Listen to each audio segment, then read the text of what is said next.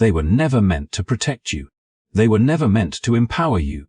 For decades, entire black neighborhoods were quietly saturated with forces that looked like choice, but functioned like traps. Easy access to drugs, alcohol on every corner, weapons appearing where opportunity had disappeared. Farrakhan argues this was not coincidence, but calculation and understanding that when pressure, pain, and despair are concentrated, destruction turns inward. Communities fracture from the inside, while the larger system remains untouched. This story is not about blaming individuals. It is about asking a harder question. Who benefits when frustration replaces purpose? When young men grow up surrounded by messages of limitation instead of possibility? The damage doesn't always look dramatic at first. It shows up as numbness, as confusion, as anger without a clear target. And over time, those emotions reshape behavior, families, and entire neighborhoods. History shows a pattern. As stable jobs disappeared, something else moved in. As pathways to dignity narrowed, coping mechanisms multiplied. What looked like personal failure was often the predictable outcome of engineered conditions that rewarded survival instincts while punishing long-term growth. Farrakhan's warning cuts through the noise. When a group is denied real power, it will grasp at substitutes, even when those substitutes lead to self-destruction. This is not ancient history. These forces still echo today in conversations about identity, masculinity, leadership, and belonging. Understanding how the system works is the first step toward refusing to be shaped by it. If you value content that goes deeper than headlines and challenges comfortable narratives, make sure to like this video and subscribe to the channel. Your support helps bring context, history, and uncomfortable truths into the open. Stay with us because this story is only beginning. The conditions Farrakhan describes did not emerge overnight, nor did they arise from a single decision or moment in history. They unfolded slowly, almost invisibly. As the foundations that once gave meaning and direction to daily life were quietly removed, factories that had anchored entire neighborhoods closed their doors.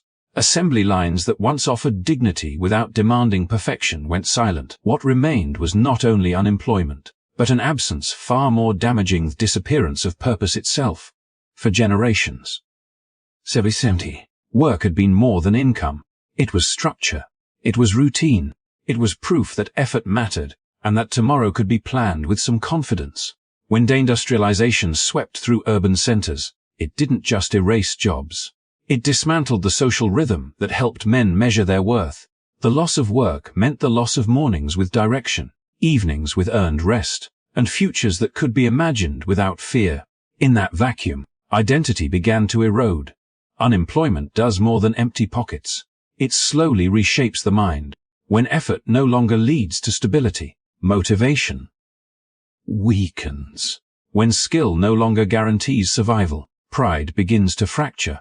Men raised to believe their value came from providing suddenly found themselves unable to fulfill that role, not because of laziness or lack of discipline, but because the system had quietly moved on without them. This contradiction created a kind of silent tension felt deeply, spoken rarely, and misunderstood almost everywhere.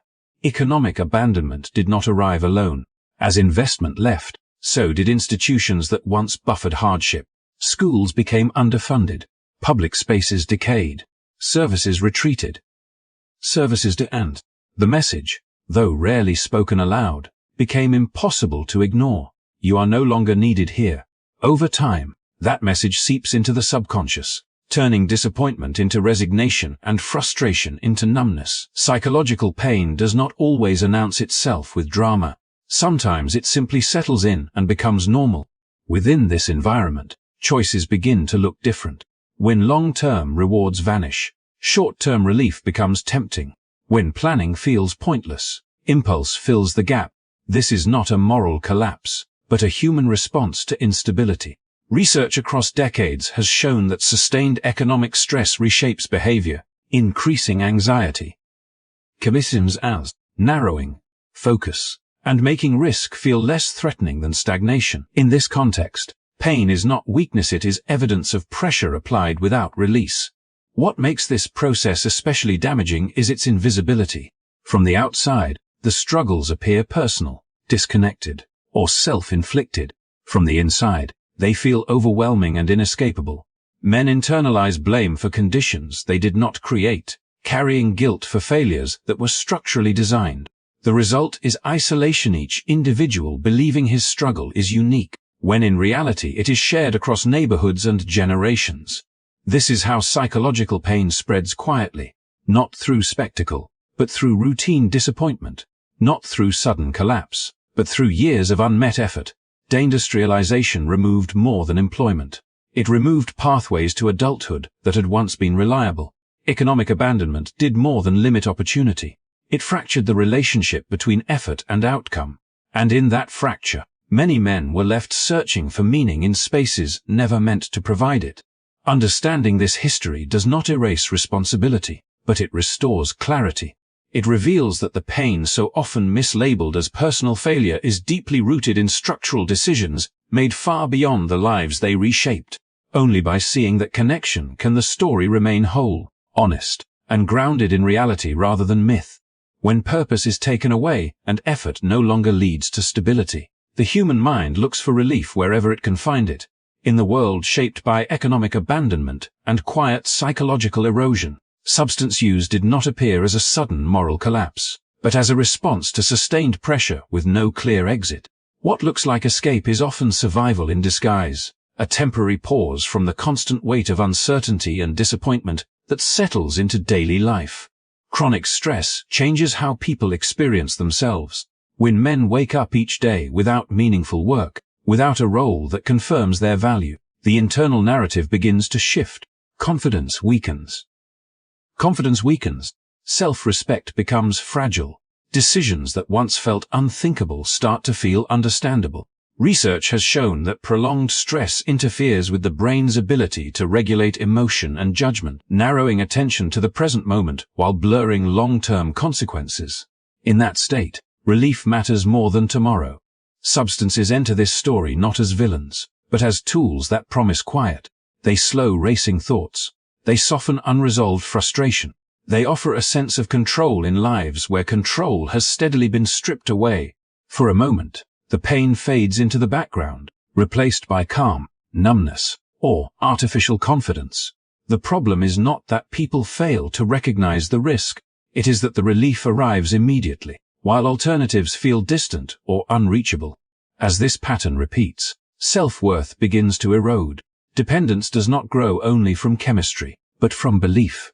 When a man starts to feel that his best effort is never enough, that the world has no place for his skills or discipline, substances can quietly become proof of function. They work when nothing else seems to.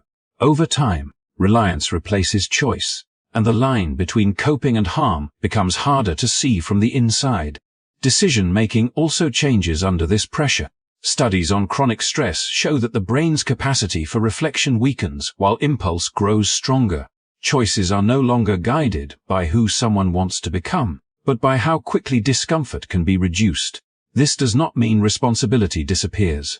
It means the conditions under which decisions are made have been severely distorted. Judging behavior without acknowledging that distortion misses the heart of the issue. The damage extends beyond the individual. Families feel the tension. Trust erodes. Communication fractures. Deeper stuckers. Loved ones may see withdrawal or unpredictability without understanding the pain driving it. From the outside, substance use appears selfish or reckless. From the inside, it often feels like the only remaining way to stay functional in a world that has already withdrawn its support. This gap in understanding deepens isolation and reinforces the cycle. What makes this cycle especially cruel is how it is interpreted. Society tends to label coping as character failure, ignoring the long chain of pressure that led there. Once labeled, recovery becomes harder. Shame replaces support. Judgment replaces understanding. The original trauma and productivity, abandonment, loss of purpose remains unaddressed, while the symptom becomes the focus. Within the larger story, substance abuse is not the beginning of the breakdown. It is the consequence. It emerges where stability has been removed and where healing resources are scarce. Recognizing this does not excuse harm, but it clarifies responsibility. Healing requires more than restraint or punishment. It requires restoring the conditions that allow self-worth. clarity, and purpose to grow again. Without that foundation, relief will always be sought wherever it appears, even when it leads deeper into pain. Education was supposed to be the exit. For many, it was presented as the promise that effort would finally be rewarded, that discipline and patience could lift a man beyond the limitations that surrounded him. Degrees were earned, credentials accumulated, diplomas was lauded, and professional titles attached to names.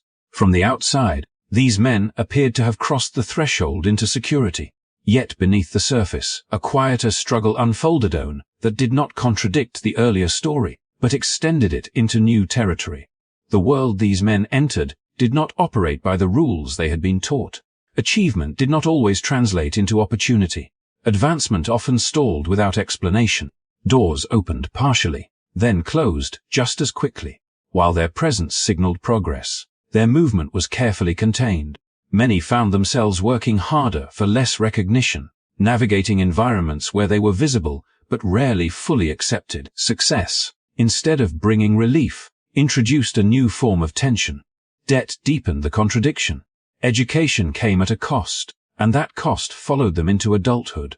Student loans transformed ambition into obligation, turning each career decision into a calculation of survival rather than growth. The pressure to remain employed, even in roles that offered little fulfillment or advancement, narrowed options and amplified frustration. Stability existed, but it was fragile, dependent on constant performance with little margin for error. Racial bias, though often subtle, shaped daily experience. It appeared in assumptions about competence, in delayed promotions, in the unspoken expectation to remain agreeable and non-threatening. Professional environments demanded constant self-monitoring: how to speak, how to respond, how much confidence was too much. Over time, this vigilance became exhausting. The energy required to navigate perception drained focus from creativity, leadership, and long-term vision. This created a profound internal conflict. On one hand, these men had achieved what they were told would protect them. On the other, they felt the same uncertainty that defined earlier stages of the story. The language changed, the setting improved, but the underlying question remained unanswered. Where do I truly belong? And how far am I allowed to go? The tension between appearance and reality produced a quiet isolation, one that success made harder to explain. For many, this struggle could not be voiced openly. Admitting dissatisfaction felt ungrateful, expressing anger felt risky. So the conflict stayed internal, manifesting as fatigue, disengagement, or emotional withdrawal. Friends and family might see stability without sensing the weight carried beneath it. The image of achievement became a mask, concealing unresolved pressure that had simply taken on a more refined form. This experience connects directly to the earlier patterns of unproductivity and trauma. The system did not suddenly transform once a degree was earned. It merely shifted the terrain. Instead of exclusion through absence of opportunity, control appeared through limitation. Advancement slowed. Authority remained conditional. The promise of full participation was extended but rarely fulfilled. Psychological strain followed, not from failure, but from proximity to success without full access to its benefits. The danger of this stage lies in its invisibility. When struggle is hidden behind professional status, it is easier to dismiss or misunderstand. Yet the emotional consequences are real. Chronic stress persists. Self-doubt grows. The feeling of being permanently evaluated erodes confidence and joy. Over time, this can lead to burnout, cynicism, or detachment from institutions that once symbolized hope. This chapter of the story reveals a deeper truth. The issue was never simply access to education or employment. It was the unequal distribution of security, dignity, and trust. Without those elements, even success becomes unstable. Understanding this allows the narrative to remain consistent and complete. The frustration experienced by educated and professional black men is not an exception to the pattern. It is further evidence of how structural barriers adapt, reshaping pressure rather than removing it. As pressure accumulated across generations, leadership was meant to be the stabilizing force that held the community together. When work disappeared, when identity fractured, when pain turned inward, people naturally looked to those entrusted with moral authority for clarity and courage. Farrakhan's critique enters here, not as an attack on faith itself, but as a warning about what happens when leadership retreats at the moment it is needed most. Historically, spiritual leaders played roles far beyond sermons. They offered protection, organized resistance, and gave language to suffering that otherwise remained unspoken. In times of open hostility, they stood as visible symbols of resolve. But as injustice became more subtle and systemic, the cost of confrontation increased. Fear no longer arrived wearing uniforms or carrying obvious threats. It appeared as economic pressure, social isolation, and professional risk. Speaking too boldly could mean losing funding, influence, or safety. Silence, by contrast, promised survival. This shift created a dangerous imbalance. Leaders remained present, but their power narrowed. Words continued, yet action hesitated. Communities heard messages of endurance without strategies for change, patience without accountability, faith without protection. Over time, this disconnect weakened trust. When people face daily instability and feel unseen, guidance that avoids reality feels hollow, no matter how sincere the intention behind it. The internal conflict for leaders themselves should not be ignored. Many were burdened by expectations they were never equipped to meet. They were asked to provide hope in environments shaped by abandonment, to calm anger without addressing its cause, and to reassure people while lacking the resources to defend them. Carrying these contradictions created exhaustion and doubt. Yet the cost of that exhaustion was not confined to the leaders. It spread outward, leaving communities without a clear voice during moments of crisis. Farrakhan's argument connects directly to the earlier erosion of purpose and identity. When economic structures fail and psychological strain deepens, leadership becomes a final line of defense. If that line weakens, confusion fills the gap. Without strong guidance, frustration searches for direction and often turns inward. The absence of fearless leadership does not create pain, but it allows pain to multiply unchecked. This failure of leadership also reshaped accountability. When injustice goes unchallenged, it begins to feel permanent. People stop expecting protection and start adjusting to vulnerability. Young men, already stripped of economic power, see few examples of authority that can be trusted. Respect shifts from wisdom to dominance, from service to control. In this environment, guidance loses influence, and substitutes step in to fill the void. The tragedy is not that leaders are human, but that fear becomes normalized. When caution replaces conviction, communities lose more than direction. They lose confidence in collective strength. Faith becomes private rather than mobilizing. Morality becomes abstract rather than practical. The result is fragmentation, where individuals struggle alone rather than moving together with purpose. This critique does not deny the presence of dedicated leaders who continue to serve with integrity. It acknowledges a pattern shaped by pressure, risk, and survival. Farrakhan's message insists that leadership must be measured not by intention, but by impact. When leaders fail to confront injustice directly, the cost is paid by those already carrying the heaviest burden. Within the broader story, this moment is pivotal. Economic abandonment created pain. Psychological stress reshaped behavior. Education offered partial escape, but not full security. Without courageous leadership to confront these forces, the cycle remained intact. Guidance that avoids danger may preserve position, but it leaves the community exposed. And when protection and direction disappear, people are left to navigate an unforgiving system on their own, often at great personal cost. The final stage of this story reveals how despair was not only deepened, but carefully redirected. When opportunity disappeared and leadership weakened, substitutes rushed in to fill the emptiness. Crack cocaine and illegal firearms did not arrive as random forces of chaos. They entered environments already strained by neglect, confusion, and unmet need. They offered what looked like relief and power, but delivered only deeper loss. For young men growing up amid closed factories, fragile schools, and uncertain futures, these substitutes spoke a dangerous language. Drugs promised escape from pressure that never seemed to ease. Weapons promised authority in a world that offered little respect. Both delivered immediate sensation control, confidence, numbness without demanding patience or long-term faith. In places where tomorrow felt unreliable, The present became everything. But this relief was an illusion. Dependence replaced agency. Short-term survival crowded out long-term vision. What appeared to be power quickly turned into instability, drawing families and neighborhoods into cycles that were difficult to break. Trauma compounded trauma, passing quietly from one generation to the next. The very tools that seemed to restore dignity instead stripped it away, leaving deeper wounds than before. This was the outcome of structural neglect, not individual design. When institutions withdraw, substitutes take their place. When purpose is denied, imitation power becomes tempting.